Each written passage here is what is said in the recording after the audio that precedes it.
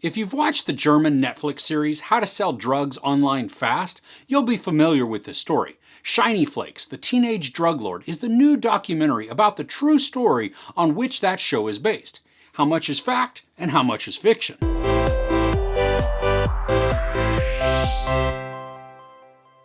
In February 2015, Maximilian Schmidt, known online as Shiny Flakes, was arrested for selling approximately 4.1 million euros worth of drugs from his bedroom.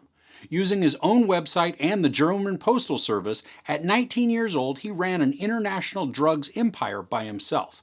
This documentary tells the story of one of the largest cybercrime cases known in Germany. So in the series, Moritz is shy with a few friends, but despite that shyness, he also has a megalomaniacal and hubristic side to him. What we learn pretty quickly in this new documentary is that Maximilian Schmidt displays those qualities as well. This chronicles the events with interviews from law enforcement, lawyers, psychologists, and most importantly, candid interviews with Schmidt himself. The production recreated his bedroom for this so we can see how he worked in the cramped space. There are several reenactments, and because the real Schmidt is in them, they feel more real and way less cheesy than most times when we have recreations. He walks us through how he got started selling the drugs, what his processes became, and also the struggles that he experienced in beginning his enterprise. He also shares the toll it began to take on him. Now obviously he is going to portray himself in the best possible ways, while several from the prosecution and law enforcement, they paint him in the completely opposite way.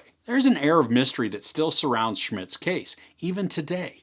He supposedly had amassed quite a large sum of money, but the cops couldn't find it all. I think it helps too that it's all cryptocurrency, so it's much harder to trace and then find.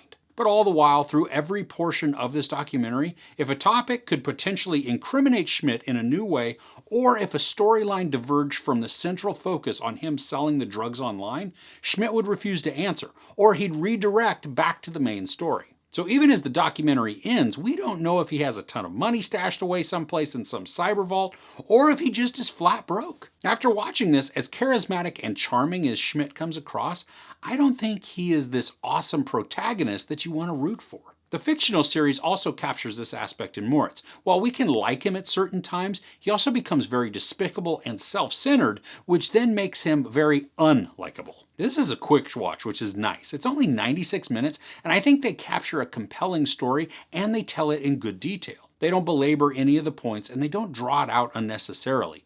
I like too that the content is pretty current. The latest info that is covered comes from March of 2021. Now for me, being in the US, watching this was educational in terms of how Schmidt served his time after he was caught. The prison and rehabilitation system, at least what was shown, is drastically different than it is in the States.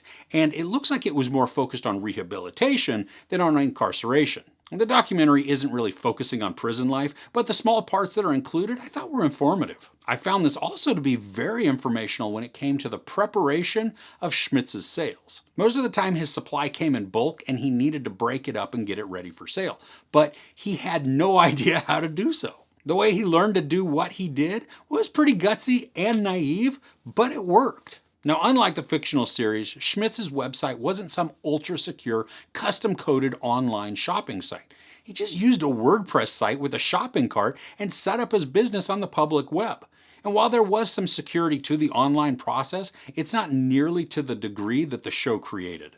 I found that more shocking than he just used some basic WordPress theme. I mean, he put in some content and then he just published it and started selling almost immediately. That takes some extreme confidence, or maybe total stupidity, or a combination of both. Now, even if you haven't seen How to Sell Drugs Online Fast, this is a pretty enjoyable and informative true crime documentary. The ingenuity and entrepreneurial spirit of Schmidt, I think, is impressive, especially when you figure that he's some unassuming, shy teenager who had an idea that then exploded in popularity.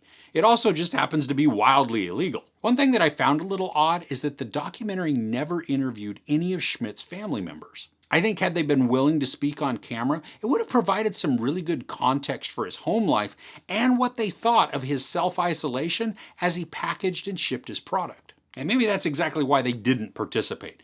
Maybe shame plays a part in the fact that their own kid was doing all of this right under their nose. Of course, that is just all speculation on my part. So I found this to be a pretty enjoyable watch. It's a little different than a lot of the true crime documentaries I've seen because we get to hear directly from the perpetrator, who is both personable but also detached. I think if you're a fan of the series that's based on Schmidt's life, then you're really going to enjoy this look at the true backstory that served as the inspiration. If you've never seen How to Sell Drugs Online Fast, but you enjoy true crime, you might want to give this one a watch. Hearing the criminal progression is pretty engaging as well as informative. There's no sex, nudity, or violence, but there is some profanity. I highly recommend checking out Shiny Flakes, the teenage drug lord, on Netflix. Were you aware of Schmidt and his case before this documentary? I'd love to know if it sheds any new light for you. Let me know in the comments below.